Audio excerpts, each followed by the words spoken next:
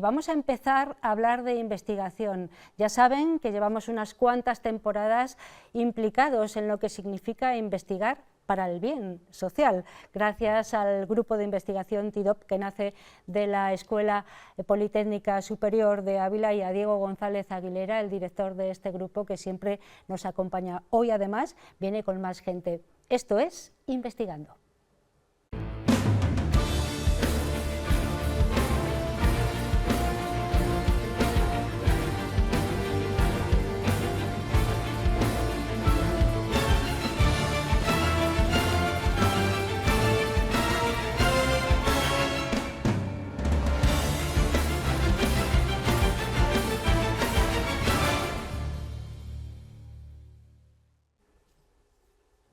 Y es que son muchos los investigadores del grupo TIDOP que se dedican a mejorar la vida de todos. Hemos hablado de cosas muy interesantes. Diego González Aguilera siempre nos trae asuntos que nos abren los ojos así como platos y que nos hacen entender mucho mejor lo que hacen investigadores, ingenieros como la ingeniera que hoy le acompaña. Empezamos dando las buenas noches. Diego González Aguilera, buenas noches, ¿cómo estamos? ¿Qué tal, Ana? Muy buenas noches. Encantada de reencontrarnos de nuevo, después de pues el verano y todos estos meses así más relajados, ¿no? Volvemos a la rutina. Volvemos a la rutina, volvemos a poner encima de la mesa, yo creo, que soluciones que traemos para esta temporada muy interesantes, y hoy queríamos empezar con una de ellas, y qué mejor hacerlo de la mano de lo que en el grupo siempre nos motiva, que es el tema de la salud. Efectivamente, porque hoy es investigación en el ámbito de la salud. Le acompaña Inés Barbero, es ingeniera. Buenas noches, Inés, bienvenida. Buenas noches, Ana, muchas gracias por invitarnos a estar hoy aquí. Un placer siempre, y además nos apetece mucho saber qué se está haciendo en el grupo TIDOP, qué se cocina, ya que hablábamos antes de, de que este era el menú. Estamos ahí en esa metáfora, qué se cocina en el TIDOP, que es muy interesante. Hoy vamos a hablar de cascos correctores para bebés. Hablamos de, me corriges si quieres, Inés, plagiocefalia. Sí, plagiocefalia. ¿Sí? Explico un poquito, para la gente que nos esté viendo y que no le suene este término, pues hablamos de deformación craneal en niños. Cuando los bebés son pequeñitos, incluso antes de nacer o durante los primeros meses de vida, el cráneo de los bebés no está todavía formado, es muy maleable, muy blando. Entonces es posible, y de hecho es bastante probable, que se den deformaciones. Lo más común es sencillamente porque el bebé duerme siempre en la misma postura, con la misma parte de la cabeza apoyada. Entonces tenemos una zona que tiende a ser más plana que el resto de la cabeza, y la cabeza ya no tendría esa forma más redondita, que es la que esperamos, sino que tiene estas deformaciones, asimetrías, etc. No es que sea algo normalmente que tenga un gran riesgo, pero sí que es verdad que tiene unas consecuencias, sobre todo estéticas, y es importante detectarlo y corregirlo. Sí, cada vez se tiene más en cuenta eso, pero es verdad, niños con esta parte del cráneo achatadito porque están a lo mejor siempre en esta posición, o que no se les cierran bien las, no sé, ¿no? Sí, se dan bastantes casos. Lo más típico que es eso, es simplemente posicionar la plagiocefalia que hablamos, una zona más plana por este tema de la posición en la que duermen. Luego es verdad que hay casos en los que se les cierran las suturas a diferentes velocidades, pero bueno, hay diferentes tipos, pero el caso es que es importante poderlo detectar cuando son pequeños, que no es tan fácil, y poderlo corregir a lo largo del tiempo. Por eso esto que hablabas de los cascos que se les ponen, que seguro que cada muchos vez han visto. Más. Sí, efectivamente. Sí, porque se detecta mejor y se sabe que funcionan bien, y son los cascos estos bastante aparatosos, la verdad, que tienen que llevar los niños durante varios meses, pues prácticamente todo el día, y que suelen llevar dibujitos. Esos cascos lo que sirven es para que como la cabecita todavía está creciendo, porque todavía son pequeños, pues que crezca de la manera que nosotros queremos, que crezca con esa simetría y con esas dimensiones que nosotros queremos. Simplemente, pues por temas estéticos, también porque puede tener otras implicaciones, y luego hay en algunos casos que puede llegar incluso a tener ciertas asimetrías en la cara, cosas que a largo plazo, pues si se las podemos evitar a los bebés, pues por supuesto que es necesario hacerlo. Bueno, Diego, hemos traído a Inés, que nos está contando un poco en qué consiste el trabajo que está realizando el TIDOP. Cuéntame. Sí, es un trabajo que ella realiza en su tesis doctoral. Aquí tenemos una investigadora postdoctoral que encima es profe en la USAL, y sobre todo hay que subrayar que es un trabajo que se desarrolla codo con la Politécnica de Valencia, donde el profesor José Luis Lerma experto también en estas técnicas no destructivas y no invasivas, pues ha sido el pionero también en estos desarrollos que han permitido, en este caso a Inés, el desarrollo de su tesis doctoral.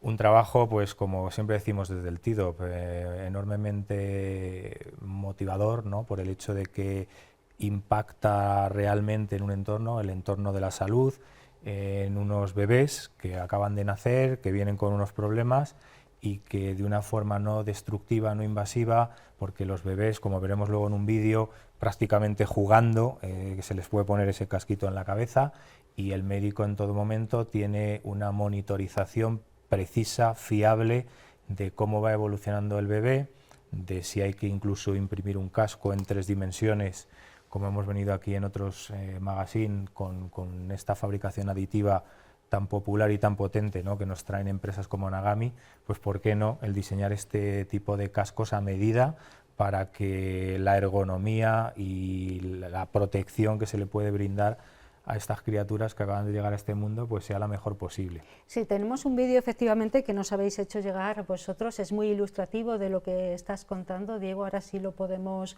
ver y podemos ir relatando cómo un bebé de muy poquitos meses llega tan contento, ¿no?, a esa consulta donde está monitorizado ese casco del que estáis hablando. Contadme un poco cuáles han sido los pasos que habéis seguido mientras vemos el vídeo.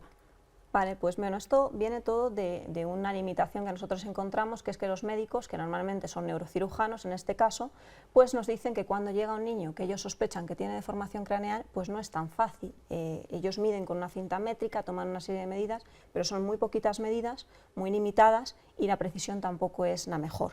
Entonces ellos nos hacen saber, ¿no?, de que no están muy a gusto con esa técnica y que nosotros, que somos expertos en hacer modelos 3D y que somos expertos en medir, sí les podemos echar una mano. Es un bebé muy chiquitito. Esto es lo que hemos desarrollado, sí, que es muy fácil para el usuario, porque simplemente se le pone el gorrito que vemos, que lleva unos códigos, como pueden ver, y entonces con el móvil se hace lo que parece un vídeo. Abrimos una app y es una especie de vídeo en la que vamos dando vueltas alrededor de la cabeza del bebé, grabando el vídeo, y cuando lo tenemos todo, la propia app nos va a decir que ya hemos terminado, esto se envía a un servidor, en el servidor se procesa y en cuestión de 2 o 3 minutos, muy rápidamente, en el tiempo de la consulta, ya tenemos un modelo 3D y un informe, ahora sí mucho más preciso, mucho más completo, de la deformación del niño. ¿Vale? Entonces es ese apoyo a los médicos para que puedan decir, oye, pues este niño entra dentro de unos, de unos rangos de normalidad, no hay deformación, o si la hay, y si la hay, pues podremos hacer un seguimiento a lo largo del tiempo y ver si ese niño pues va mejorando. Sí, Diego, sí, estabas asintiendo. Sí, porque al final es un ejemplo claro de éxito de verticalización y de transferencia de tecnología. Al final muchas de las cosas que desarrollamos los investigadores, lo decimos muchas veces, yo lo he dicho muchas veces, es una pena que acaben en el cajón, ¿no?, y que no se utilicen. Y aquí Inés y en este caso en colaboración con la Politécnica de Valencia, pues han ejemplificado un desarrollo que se ha conseguido llevar desde el I+D a los hospitales, ¿no? La propia FED de Valencia lo ha utilizado, se ha validado allí. Esos informes que estamos viendo en el vídeo es claramente lo que están demandando los médicos. Cuando han visto esos resultados, cuando han visto que pueden monitorizar consulta a consulta de una forma tan sencilla a estas criaturas, pues el valor es enorme. Todo lo que se puede aportar a la evolución de los bebés aporta muchas ventajas. Y bueno, pues es un ejemplo más de cómo la investigación, en este caso la fotogrametría, la visión computacional, que son las técnicas que... Es lo que os iba a preguntar, ¿qué técnicas están aquí de base? Pues una vez más, son muy democráticas, son muy populares y una vez más demuestran, más allá de la ingeniería, que son las aplicaciones donde nosotros nos movemos como más en la zona de confort, pues también somos capaces de salir a la salud y en la salud pues traer una solución que sin duda está pues siendo exitosa, ¿no? y que ya no solo la FED de Valencia, sino otros hospitales están empezando a hacer uso de ella. Cascos a medida, cascos correctores entonces a medida. Cada bebé puede tener uno a su medida o dependiendo de las necesidades, ¿no? Dependiendo de las necesidades. Aquí lo que tenemos que ver es que los cascos se hacían ya de antes, pero en las metodologías para hacerlos, la gente de las propias ortopedias pues nos no transmitía. Es difícil hacer esos cascos, en algunos casos incluso con yesos, como cuando vas a que te enyesen un brazo porque te lo has roto. imaginaros un niño pequeñito que Muy tienes que poner un complicado. yeso para sacar una forma de la cabeza, pues no es ni muy agradable, ni muy rápido, ni muy sencillo. Y en cambio cuando ven esto, de repente se les abren los ojos y dicen, "Ah, vaya, lo podemos hacer así, con un teléfono móvil y un gorro, y que el niño prácticamente ni se entere, porque es que ni se enteran. Directamente están así jugando, les pones un vídeo, cualquier cosa y ya está hecho". ¿Cuánto tiempo lleváis con este trabajo? Decías que era una técnica muy democrática. A mí me gusta, bueno, el término que has utilizado, pero ¿cuánto tiempo lleváis con este trabajo? ¿Qué técnicas habéis utilizado para poderlo llevar a cabo? Y bueno, el resultado está siendo ya practicado, me parece entender por lo que decís, ¿no? Cualquiera Sí. de los dos, sí. Bueno, es un proyecto bastante largo, ¿vale? Mi tesis han sido unos 4 años, casi, sí, 4 años, y luego además esto es un dispositivo médico, y cuando hablamos de dispositivos médicos pues llevan una validación, entonces es un proceso, bueno, pues que no solo nosotros, sino en cualquier caso, cuando alguien hace algo que tiene impacto en la salud, que es decirle a un médico un poco cómo tiene que hacer las cosas o qué tiene que hacer, pues lleva un tiempo de validación, entonces esto es una carrera de fondo, ¿no? Es un proyecto bastante largo. Lo que es la tecnología ya está y se está usando, pero queda esa etapa todavía está en esa etapa de validación y de hacerlo todavía más uso más extensivo en hospitales. Más democrático. Sí, sobre todo en un sector, como decía Inés, al final en el sector de la salud no nos vale, funciona en el 60% de los casos, ¿no? Necesitamos porcentajes de fiabilidad muy altos.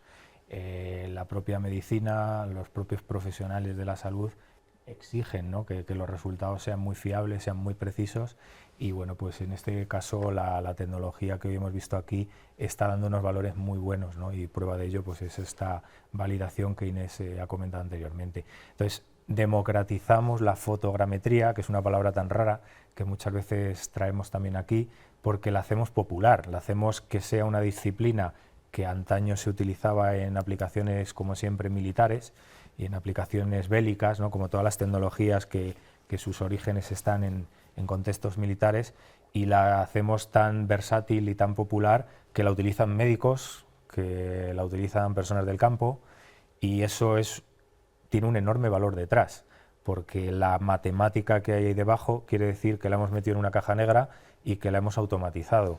Claro, ¿en Y qué consiste la fotogrametría? pues precisamente en lo que veíamos en ese libro, en ese vídeo, perdón, que con unas imágenes o con un vídeo podamos medir, en este caso, las variables y los parámetros de la cabecita de un bebé. Podemos llevarlo a un contexto de ingeniería, en el caso de un puente, de un edificio, pero en este caso el valor más notable es que en un contexto de salud, a partir de imágenes o de un vídeo, e incluso que este vídeo y esas imágenes vengan de un teléfono móvil, con lo cual cualquiera puede hacerlo, y de una forma con un protocolo muy sencillo, el médico no tiene que ser experto en saber cómo tiene que tomar estos datos, conseguimos poder medir, poder generar unas medidas muy precisas y unos modelos tridimensionales, como veíamos ahí, de la cabecita, y que encima puedan dar pie a generar esos moldes en 3D. Inés, todavía testando un poco este elemento que estáis poniendo al servicio de la sociedad en el ámbito sanitario, ¿cuántas personas trabajando en esto? Aparte de ti, que sé que en cuerpo y alma, claro. Tendría que echar cuentas, pero sí, bastantes, porque claro, hay que pensar que esto viene parte de la universidad, pues no sé, en la universidad a lo mejor han sido 5 o 6 personas, bueno, en otras fases igual incluso más, pero claro, luego tienes por otro lado, tienes en la FE, que fue el segundo padre, por así decirlo, de todo esto, en el hospital de la FE, pues básicamente el servicio de neurocirugía pediátrica a diferentes grados, pero todos remando con nosotros para sacar esto adelante, porque al final, claro, nosotros somos ingenieros, pero también tienes que estar en un hospital, tienes que estar con los médicos, tienes que estar ahí en el mundo real y colaborar con ellos, entonces allí otro grupo aparte. Y luego pues hemos tenido pues otros hospitales, gente por ejemplo de Niño Jesús o del Vall d'Hebron, o sea, al final si nos ponemos a ver la red extendida es un grupo bastante grande de personas que han colaborado aquí. Hoy en nuestro espacio Investigando hemos hablado de esos cascos correctores para bebés, para pues rectificar esa plagiocefalia que tienen muchos niños. Nos lo han estado contando Diego González Aguilera, que es el ingeniero, el catedrático en ingeniería y director del grupo TIDOP, en el que trabajan muchísimas personas en muchos ámbitos, nos lo viene contando habitualmente, y también hoy le ha acompañado Inés Barbero, es ingeniera, ha trabajado arduamente en este proyecto y nos parece francamente muy interesante. Esta es vuestra casa, tú lo sabes, Diego, pero ya lo sabes tú también, Inés, para siempre que queráis. ¿Vale? Muchas gracias.